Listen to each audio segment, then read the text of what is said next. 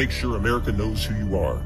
You helped ignite the George Floyd riots, the worst the country had ever seen in decades. While Minneapolis burned, you stalled on deployment of the National Guard for an entire day, blaming the city for not submitting the right paperwork.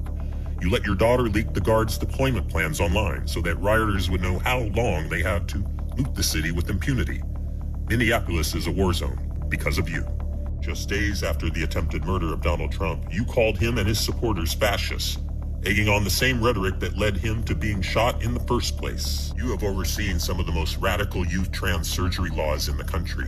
Under your leadership, teenagers can get their breasts chopped off and get sterilized, and your government calls it health care. You have the most radical abortion laws in the country. Zero limits. Every year, 5 to 6 babies are born alive and then murdered, legally, under laws you support.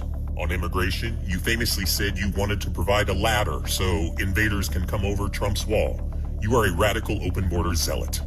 Also during COVID, you approved $500 million in hero pay for frontline workers, only to have 40% of that money go to people who were ineligible or, in many cases, literally deceased. In the White House, you were Pelosi's sidekick and did whatever the Democrats demanded. You will try to disguise yourself as a folksy Midwestern moderate. In reality, you are a white male version of Kamala Harris, radical, inept, undeserving to be in leadership.